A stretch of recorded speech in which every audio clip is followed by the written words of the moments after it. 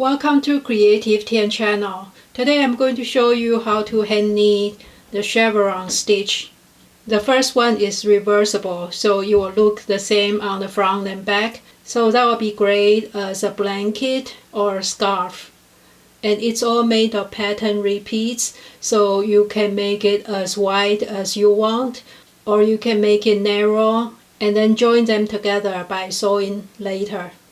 It's actually easier to do it with hand knitting than with a knitting machine because there's a lot of increase and decrease, and that's a little bit difficult to manipulate on a standard knitting machine.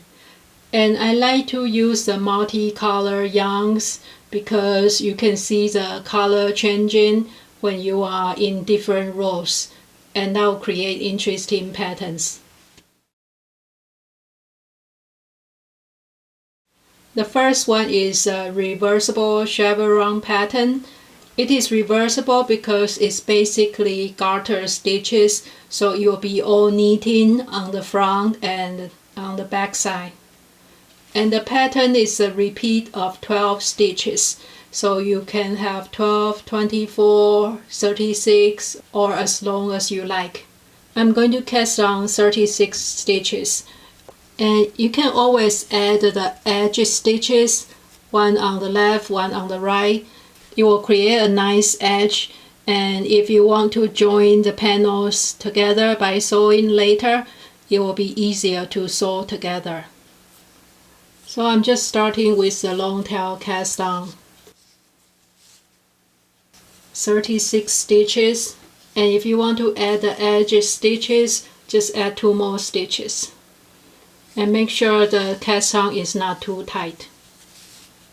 Now I have 36 stitches on the needle. I'm going to start the pattern. And I will start with knit 5. 1, 2, 3. After the knit 5, we'll have a knit 2 together.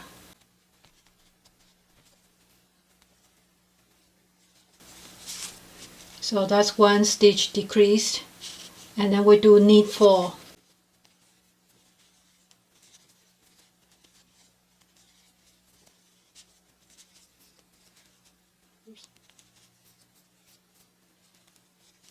After knit 4, we have a knit front and back, so that's 1 stitch increase. Knit front, and with the same stitch, knit into the back. Now it's 1 stitch increased. And that's our repeat. We just keep repeating the same pattern. Knit 5, knit 2 together, knit 4, knit front and back. And we'll do that for the front and the back of the knitting too. So we just keep repeat, knit 5,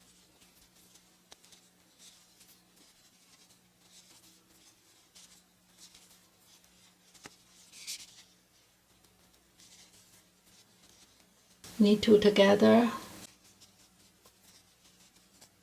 knit 4,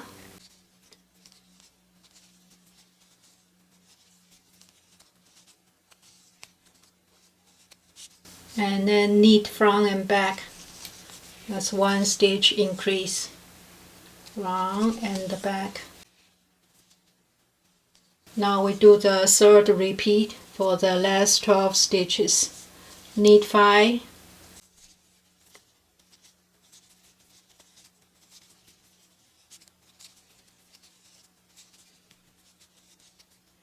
knit 2 together,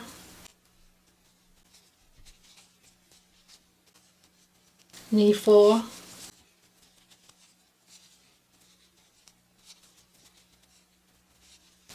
and for the last stitch, knit front and back. So that's 1 stitch increase.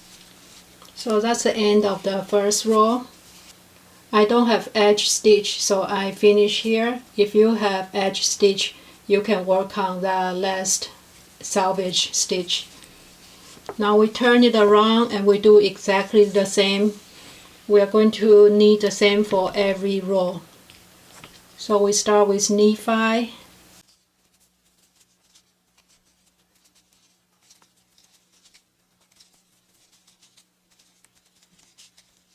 and then knit 2 together, knit 4,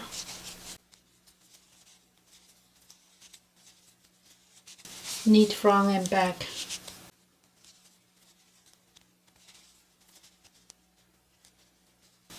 So we finish one more repeat, and we'll keep doing that for the rest of every row. Now after a few rows, you can see the scallop in the bottom because I have 3 repeats, 3 of the 12 stitches, so you can see the 3 triangle shape. And the knit 2 together is the lowest part, and the knit front and back, that's the highest part. And we can just keep knitting until the length you like. This one is basically garter stitch, so you can see it's reversible. The front and back are the same.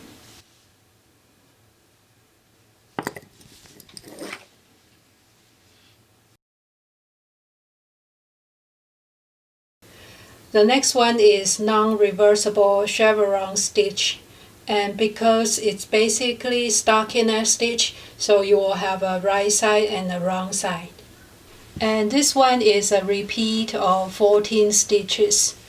You can actually adjust the pattern stitches. Instead of 14, you can make it 12 or 16 just by increase or decrease the knit 4 stitches in pairs. So I'm going to have repeat of 14 stitch. 3 times repeat is 42 stitches. And again, you can add selvage stitches, 1 on each side, and that can give you a nice finish on the sides. So I'm going to use a long tail cast on just like before, and cast on 42 stitches.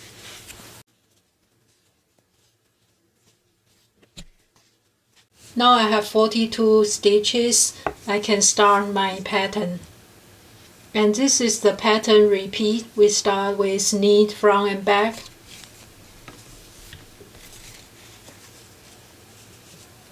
Knit front and the back. So that's 1 stitch increase. And then knit 4. So these 4 stitches you can adjust.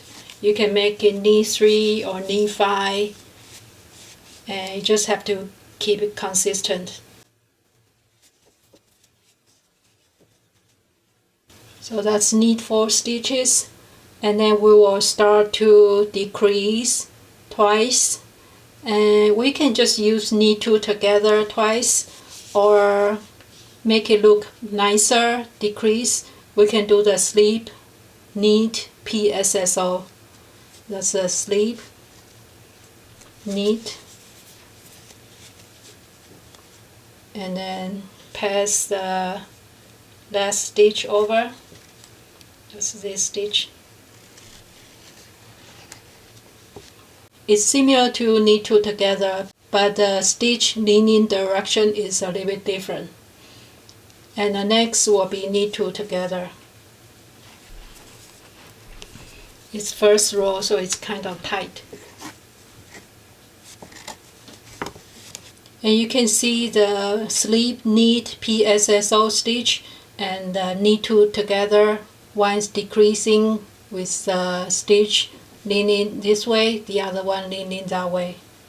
If it's too complicated, you can always just do knit 2 together for both stitches.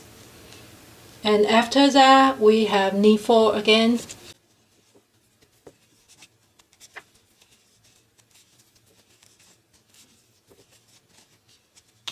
And then knit front and back. That's 1 stitch increase. Front and the back. So that's the repeat, and we just keep doing that until end of the row. So we do it again, knit front and back.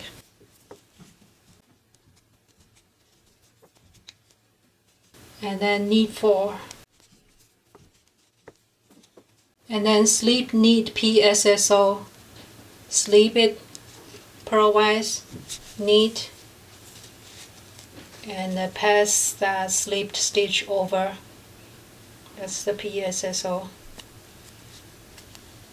And then we do the knit 2 together.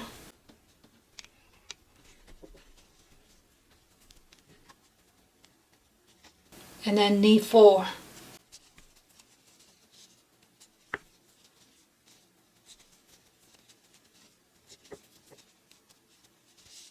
And the last stitch is knit front and back.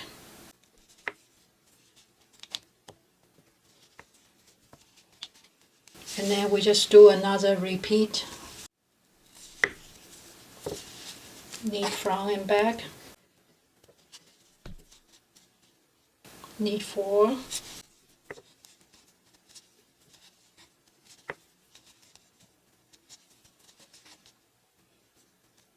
And then slip, knit, PSSO, and then knit 2 together,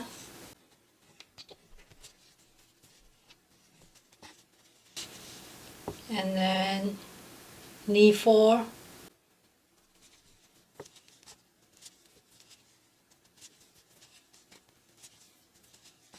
and the last stitch is knit front and back. So now we finished the first row. We can turn it over. For the back side, it's just purl stitch, so we'll purl all the way. All the back side rows will be purl. So you'll be one row of purl, one row of pattern, one row of purl, one row of pattern repeat. So here we just do the purl.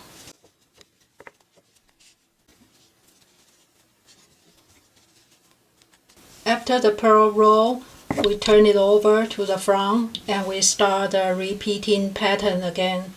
So we start with knit front and back.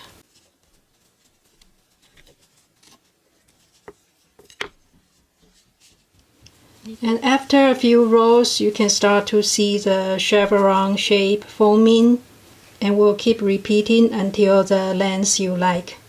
If you use a chunky weight yarn, you can knit up a scarf or a blanket very quickly. I hope you liked today's video. Thank you for watching and see you next week.